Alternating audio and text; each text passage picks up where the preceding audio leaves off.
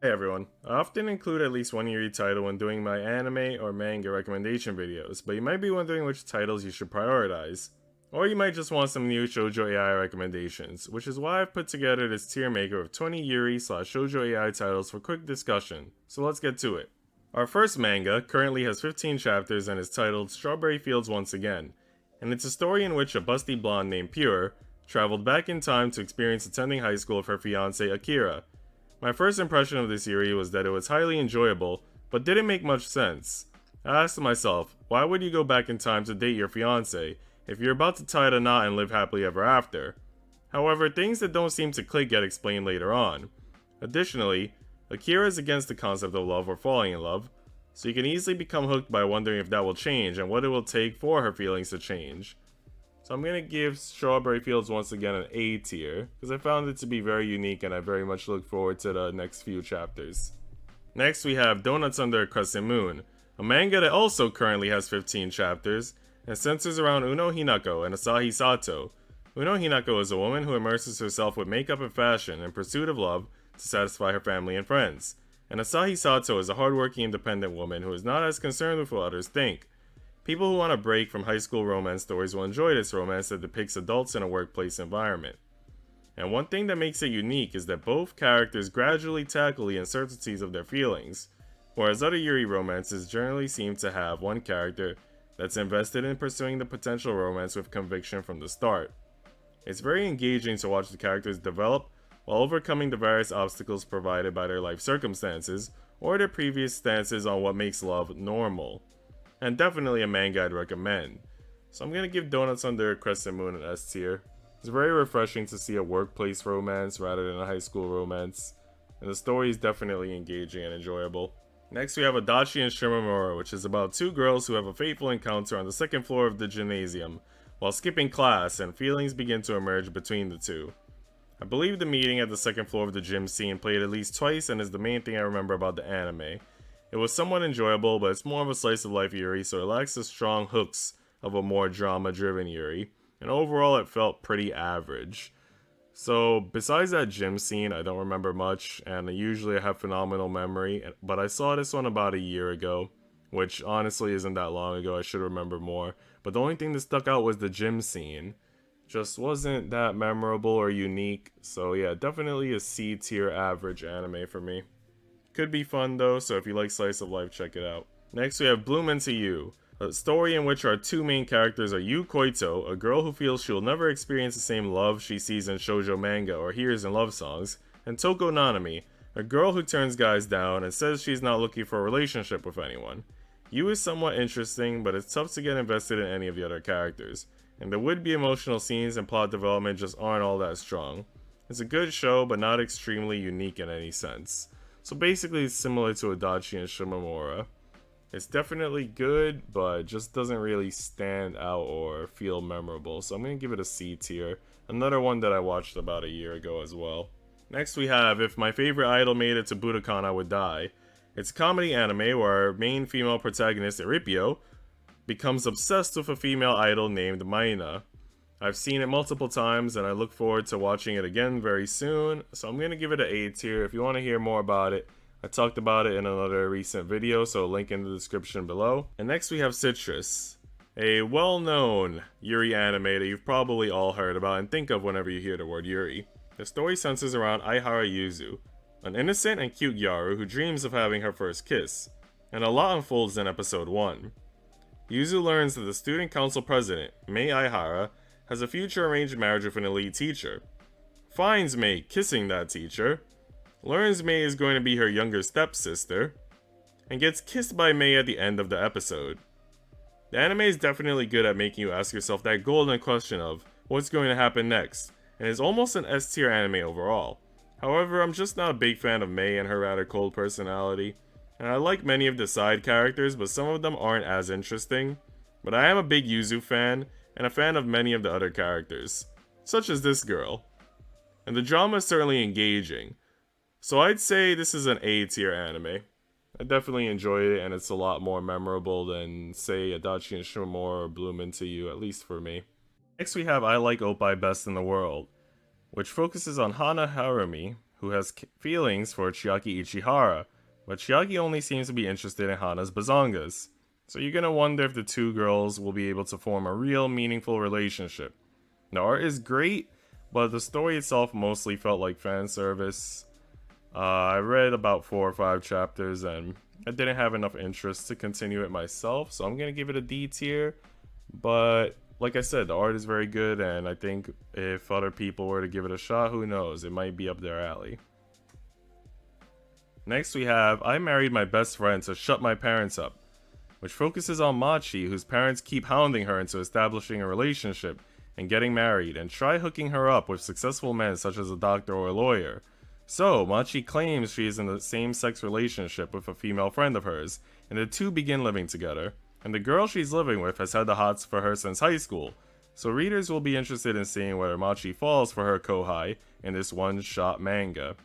I'm gonna give this one a B tier.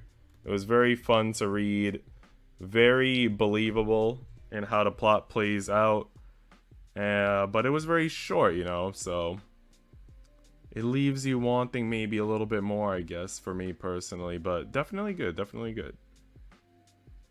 Next we have If I Could Reach You, a manga in which Uta falls in love with her older brother's wife and childhood friend Kaoru. And you're gonna wonder if Uta will end up with her sister-in-law, or if she'll just grow as a person as a result of tackling her complex emotions. I'm gonna give this one a B+, a strong B tier. I talked about it a bit more in another video, so link in the description if you would like to hear more.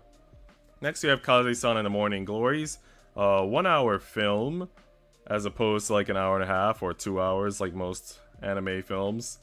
And this particular one is the debut release, or first installment of the Kase-san series.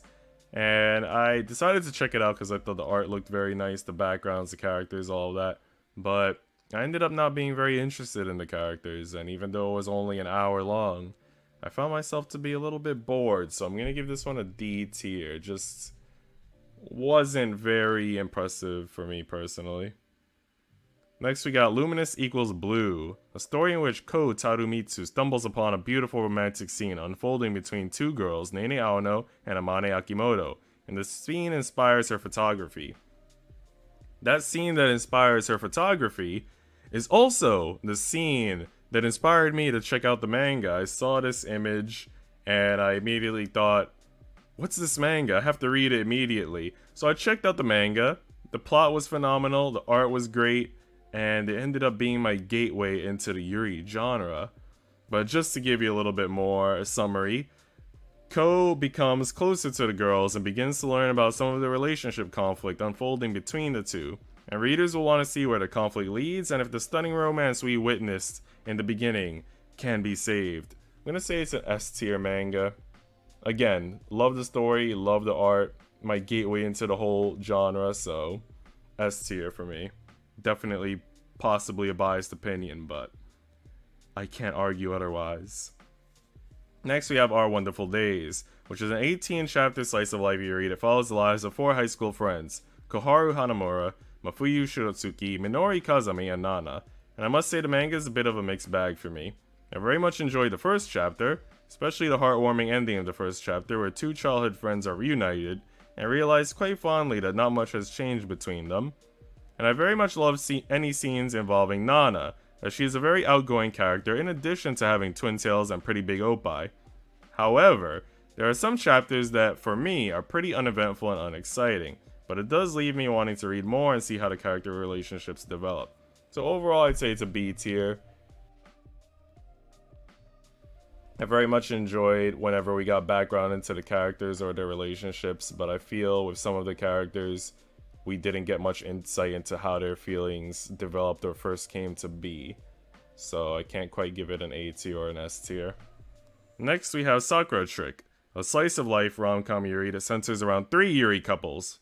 The one thing that stood out to me with the series was that there was a lot of kissing. Like, there's literally a 28-minute YouTube video titled Sakura Trick All Kissing Scenes, and the kissing between the 2 main characters often seemed pretty strong and passionate. But other than that, it's a slice of life, so no huge plot developments or overly impressive character development like you might be looking for. It's just a cute show that might be fun to watch. I'm gonna give it a B tier. I enjoyed it more than many of the other slice of life titles that we have here, so B tier. Next we have Shin Sekai Yori, a dark fantasy involving monsters, demons, and a world of mystery. I'm gonna give Shin Sekai Yori a B tier. I talked about it a little bit more in another video, so link in the description if you're interested. And the reason I'm giving it a B tier is because as a manga itself, it's an S tier manga, but this is a Yuri Tiermaker, so I have to rate it based on the Yuri. And the Yuri scenes are very good and very 18 plus, but they also don't have much relevance to the plot. And the plot tries to give those Yuri scenes some purpose, but I feel like if you were to take the Yuri completely out of the manga, it would have no impact. So I think it's mostly just fan service. So I'm gonna give it a B tier. Next we have Syrup, which is an anthology, a collection of short comics by different authors. And Syrup is what every anthology should aim to be. And I knew it from the opening line, which read, "My girlfriend is sexy," followed by, "When she's standing, she's sexy. When she's sitting, she's sexy. She's sexy when she's walking, too." The art's nice and the narrative clearly entertained me with its straightforwardness. So this is at least a C tier.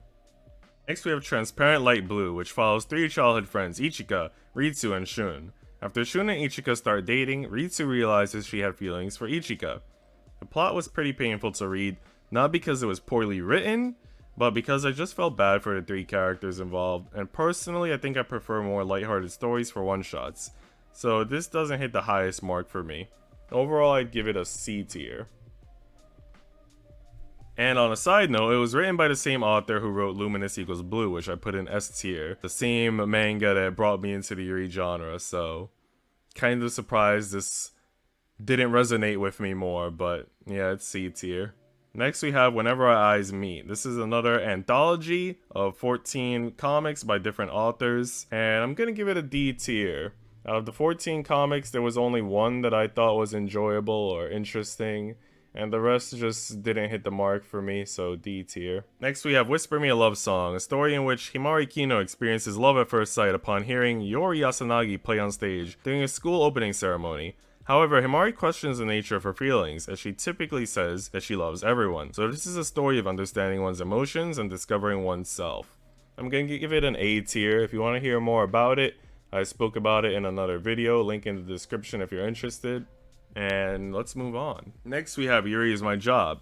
Yuri Is My Job is the story of Hime Shirasagi, a girl who all adore as being extraordinarily cute, and so she feels she has to keep up a cute facade with her personality as well. A facade that she hopes will someday allow her to become the trophy wife of a billionaire. And Hime's story begins when she falls down some stairs, injures a cute female cafe worker, and has to accept a job as a temporary helper at the cafe where she meets the girl who may become the love of her life. The story comes with drama, background stories, and love triangles, all of which help to add complexity to the plot and give me that spice that I'm looking for. So I'm gonna give Yuri Is My Job an A tier. And last but not least, we have YuruYuri, a rom-com slice of life, cute girls doing cute things anime that focuses on Akari and her childhood friends and their daily shenanigans after starting an amusement club at school. Its primary focus is comedy, so it'll be perfect if you want a relaxing anime with some cute girls and some laughs. My favorite character in particular is Akane Akaza, since she's obsessed with her younger sister Akari and has numerous photos of her and even a dakimakura with smooch marks all over it. But overall, I definitely tend to prefer Yuri anime with strong emotional scenes, plot development, and character development, so YuruYuri didn't hit as hard for me as it did for many other fans. Definitely give it a go if you like slice of life or cute girls doing cute things anime, but for me personally, I'd say it's a strong D tier at best. That concludes our Yuri Shoujo AI Girls Love Tiermaker. I hope you guys all enjoyed. Leave a like if you enjoyed. Comment if you have any recommendations on Yuri or Shoujo AI titles for me to check out, or if you just want to let me know which of these you might want to check out that stood out to you the most. And subscribe for more anime, gaming, manga, card collecting, and anime figurine content. Thanks for watching, and see ya.